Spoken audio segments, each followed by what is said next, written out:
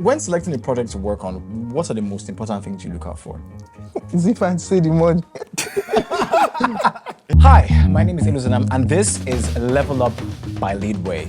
So today, we're going to delve into a very interesting industry, film and cinematography. And we have an amazing guest here, Oluwadabest. I think you don't need any introduction. Oluwadabest. I think I do. You do. And we have King Jay. Joel Evans, ladies and gentlemen. Yes, boss. All right, so let's delve into this.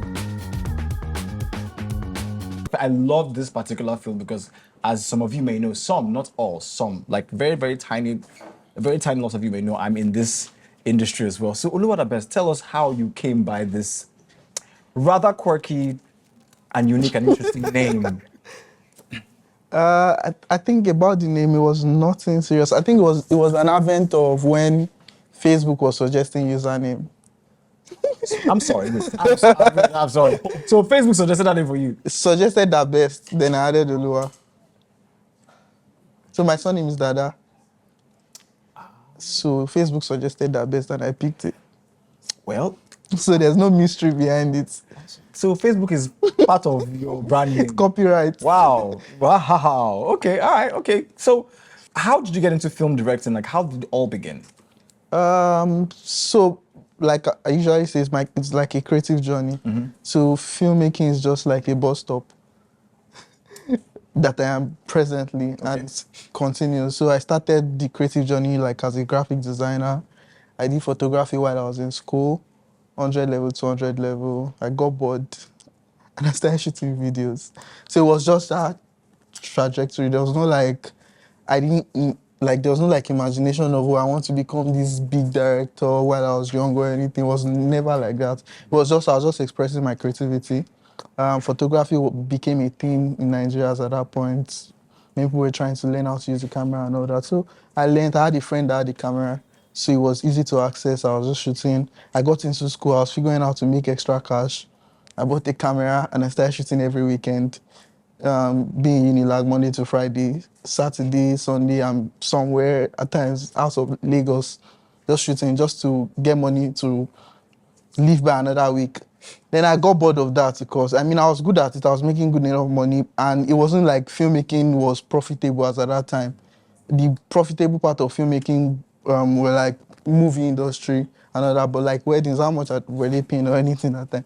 But like I figured it was interesting and because I'd seen a lot of things on screen and I was kind of wondering how these things come to be, yeah. So I stumbled on somebody that was doing great at filmmaking. Then I decided to learn from the person and I left photography and I was in film. It wasn't a wise decision at that time because it wasn't like profitable compared to photography. But I mean, hey, you can look at it as like an investment because now you're profiting from it. Yeah. Yeah. Photography now is taking the dip. So Jay, so I know you as an assistant director, some of the jobs you've done, an actor, also like a cinematographer. So how did you get into all of that? For me, it started way back in 2012, right? Yeah. Way back in 2012, I joined a film school here in Lagos. And I started acting. Every one of us is familiar with Super Story, This Life, the WAP production back then. And I got bored, like you said. It wasn't profiting, it wasn't paying, And I felt like going behind the camera might fetch me, some more cheese, right? So by the time I dive into that, I realized that, okay, there is more into this, and that even helped me to broaden my creative, space. And yeah, the rest is history. Okay. So have you had any other job or profession besides filmmaking? I used to be a dancer. And then stand-up comedian, right? Really? Yeah. My very first MC job was by Schlumberg. I don't know if I'm pronouncing it right. Schlumberger. Thank you very much. Yeah, the oil company. Yeah, one of their executive staff was had a wedding then, and I was invited to be the MC. Yeah. And how'd that go? Went well. I made my first 25,000 naira there. Biggest payers at that time. Come on. For real. Wow. Guys, for aspiring filmmakers to stand a chance to attend the filmmaking masterclass Shoot, Edit, Repeat by Oluwadabest, scan the QR code on the screen. Courtesy, Leadway. Yeah. Have you had any other job or profession other than this? Because from the story you just said, you know, you started from school, Yeah. and it's just been that trajectory. No, I've not. It's been creative since I knew myself. Ah, It's just cool. been a creative side. So, in from your level of understanding or from your perspective, actually, what is film directing? So film directing is, so I need to break it down because what I do, when you say film directing, a lot of people just categorize into like movies. I don't direct movies. I direct commercials and documentaries. So it's similar, Yeah. like the skill and how you approach it is similar, but like the output is different. Completely. Because Completely in commercial, you're trying to tell a 1 hour film In 1 minute. 1 minute, and it has to make sense. But it doesn't mean that it's simpler or is harder than the 1 hour directing. It's just different. It's just different. You have to learn that skill to tell a quick story and sell the market. In movies, you're not necessarily selling market. You're just passing emotions. You're passing like feelings to the audience. So directing is transferring. So in film, it will be transferring that vision you have in your head into pictures, into emotions for the audience to understand what the story you're trying to tell.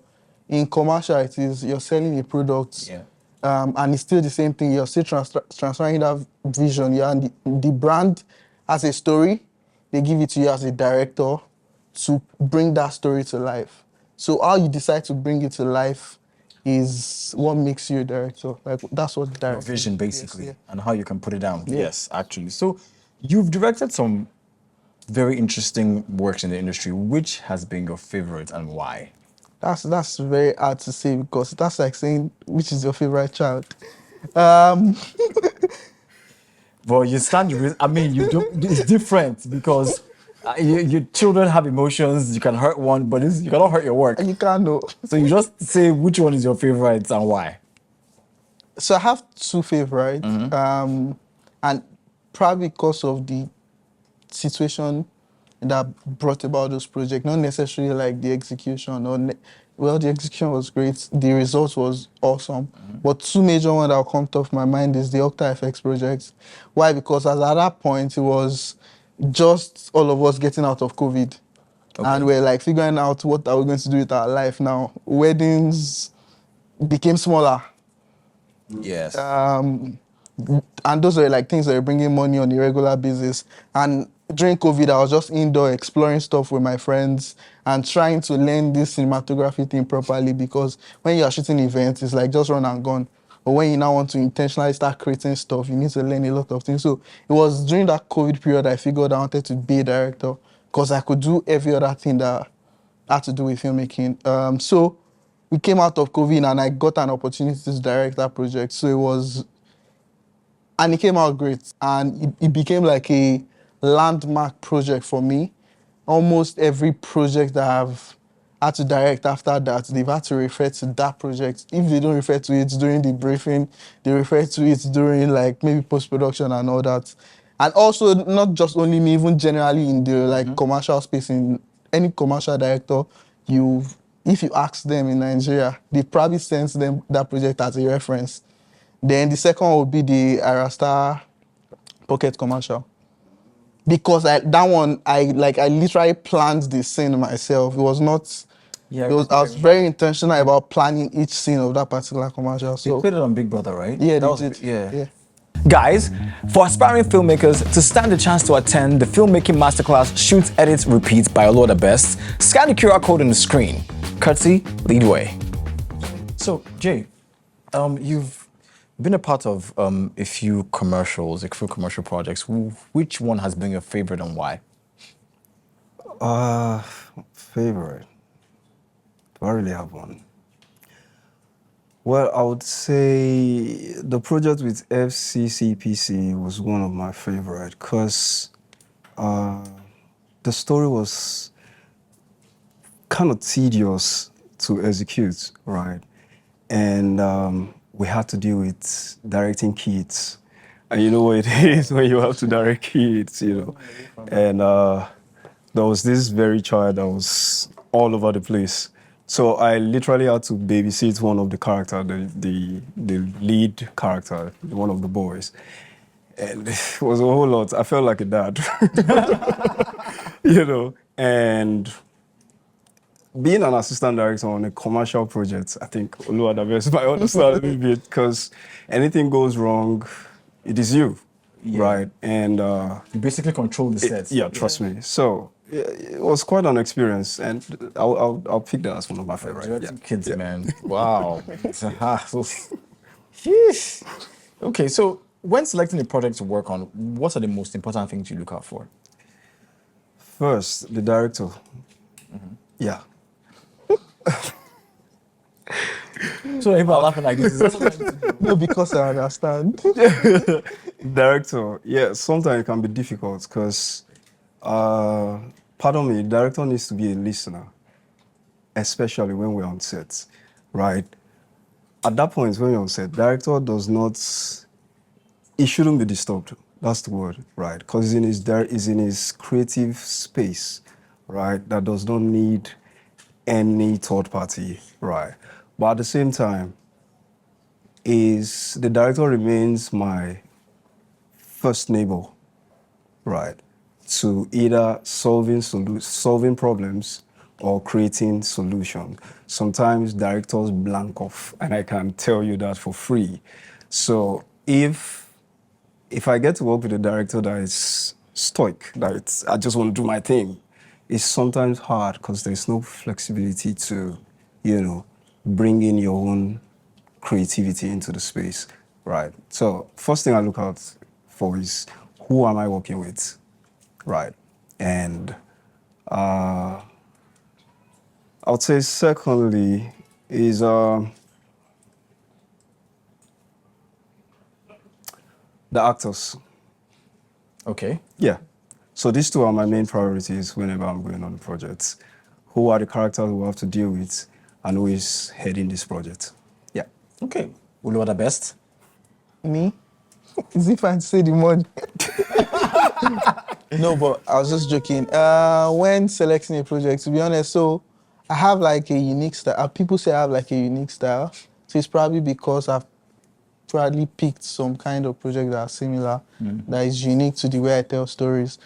So when I see those stories and they resonate with me, so I don't pick stories that are foreign to me, like things I've not experienced or I've not had, like even a third party experience, maybe read about or hear about it. For example, directing kids, there was a commercial. Person most likely to see this, but there was a commercial that was like almost 100% with different children, and it didn't come true. And I was almost excited. I thank God it didn't come true because I could like foresee the stress Yes. ahead of time. And the last thing I want to do is get a project and fumble the project. Exactly. I'd rather not do this project. So most times it's the story. Does it like resonate with what I'm trying to create or what I'm currently creating? If that is good, the money too, please. It's very important. Really very important. Because there's no retirement plan. Actually, you're right. You're an entrepreneur, and you have to you have to have your own retirement plan. If not, Guys, for aspiring filmmakers to stand a chance to attend the filmmaking masterclass Shoot, Edit, Repeat by Oluwadabest, scan the QR code on the screen. Courtesy Leadway. So we hear that directors like to work with certain people or like a certain team on every project. Why is that? So I think it's about people that understand how you work and that are able to deliver without you having to explain everything. Yeah. So like if I've worked with you before and you know that, oh, this is how I usually like to light my scene, or this is how I usually like to approach the story, and we've done one or two projects, it's almost like an artist signing a new manager. Like you've been together with this guy for like, he understands your branding, understands everything about you. Then all of a sudden you now bring another person. It's like you're not having to Starting explain. over again. So it slows down the entire process. So that's basically why. And also, the people, if someone is good, why are you like changing him? Well, true. Maybe for a different perspective, you know, if someone is good, yeah, but for a different perspective, I've often come to find out that like, if you work with like a certain team, like for instance, I employ cinematographers, right? Yeah. Because they can help bring my vision to life. So sometimes if I change, then it gives my work a fresh vibe. Yeah, it's tedious trying to work with somebody new, especially if that person doesn't understand your style. But you might be lucky and you get somebody that you guys just jive and it's seamless. So I mean, there are two different kind of people in your life as a creative. People you are currently working with and the people you look forward to work with. Yes. Maybe when you get the kind of project to afford them, or even just maybe when they are free. Because at times it's not about the money, it's about even them, they are not available. Yeah. So I mean, obviously there are people I look forward to working with, but I'm not working with them presently. So it's not like you're going to be stuck with this particular team for life. Even at times your team will not be available because there are some projects I direct and the agency or probably the production company that reach out to me will tell me they only need me on this project as a director. I can't enforce them to bring all my team on board because I mean their budgets, the people that I work with are really They're expensive. Babao. I also need to figure out do I want to make a living or I just want to be creative? Yeah. Because you can be creative and just talk to your gun and you are broke. True. So in cases like that, I'm open to like working with new people. I just know that I have to do double of the work that I planned to do before because now I have to now start the process again. And I've worked with quite a number of DPs and even other team members from time to time. All right, cool. So right now we're going to do quick fire questions, like rapid questions. I'm going to ask you one at a time, like, you know, so. Okay. Well, let's start with you, Jay. All right. Tea or coffee? Tea. City girl or country girl? City girl, I think. Stay at home or go out? For the most part, stay at home. Cook or clean up? Both. Both. Yeah. Netflix and chill or cinema? Netflix and chill. Before? Before? You know? Rainy season or dry season? Because of directing, dry season, please. Yes. Dry season. Night owl or early bird? Night. Board game or video game? Video game. Text or call? Text. Invisibility or the ability to fly? The ability to fly. Of course. Breakfast or dinner? Dinner, of course. Really? You know what, chalk breakfast. No, please. Pancakes or waffles? Waffles.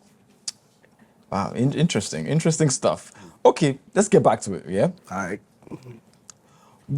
What do you think the misconceptions around the roles of, I mean, there are misconceptions around DOPs and the roles of a director, right? Can you tell us what the difference is between a director and a director of photography? Difference is very clear. Let me hold my blue in case you make it. And please feel free to chime in. All right. Director of photography is basically the man behind the camera. Yeah. Right. Director calls the shots. That's actually, in a nutshell, right? Yes. Yes. That's what it is. Let me make it deeper. Okay, All right, please. sir. Go ahead. I want to make it deeper in context. So if a project goes bad, the person to blame. It's the director. Director. Yes. If a project goes well, who do we blame? The director. Directors. Most times it's the entire team. So yeah. literally the director is like the president of that project. Yeah. So that's literally the DOP is like an HO, it's like a governor of a state where the director controls the entire country. Guys, for aspiring filmmakers to stand a chance to attend the filmmaking masterclass Shoot, Edit, Repeat by Oluwadabest, scan the QR code on the screen, courtesy Leadway. And the DOP is responsible for getting all the premium shots, basically. Yes. Yeah. Now, okay. All right, cool. So there are a lot of people out there who, especially with the tide of social media and filmmaking, there are a lot of people out there who, especially in Nigeria, who want to get into this business. They see how lucrative it is. They see young guys and girls doing amazing things on camera, on screen, and you want to get into this whole thing, but a lot of them don't know how to start. And the entire, when you see somebody that's doing well, or when you see certain big projects like Hollywood, Nollywood projects, you know, the Tribe of Judas, the Dune 2s, you see it, and the young guy who's in his teens or early 20s, who's just starting life, sees these things as out of reach. Like, how is it even possible for me to even get to this level where I'm able to create these things? Forgetting that the people that are creating them are also human beings, right? Who have also started out with a dream and have gotten to that point. So what advice, like what can you tell them as people who are, you know, doing things in the industry, notable things in the industry, what updates can you give them to help them on this journey? Please, can I touch on that real quick? Sorry. Yeah, no. Sure, go right ahead. He made it very clear from the start of this, right? He started somewhere, found interest in camera, right, photography, and it started really small. I would say maybe back then we didn't really have that YouTube Insights platform. Yeah. But right now there's you can learn a lot. There's a lot of free university out there. You know, if you find interest in this particular journey, hop on YouTube or something. You know, yeah, teach yourself gradually. Start small, right, and the journey is going to align till you get to the spot. So I was just going to build on that, and because we can be in a space whereby you're just soaking knowledge, And not doing anything with it. True. So the only way to do great work is to actually do something. To practice. You have to do that. Something, yes. That do is very important. Don't wait for the great work. Your first work will most likely not be the great work that you're going to do. So for you to get to that great work, you have to keep doing. You make mistake, you correct it in the next one. You make mistake, you correct it in the next one. And that's how you find yourself in places where you're doing great stuff. Great. All right. So guys, you've heard it. It's the same message every time. You have to learn, you have to be consistent. You cannot take away the power of consistency when you're trying to do great things. If you're consistent, at some point, you will look back and be like, oh, look at how far I've come. Yeah. That's always the joy. Until next time, this is Level Up, and my name is Eluzanam. Stay tuned.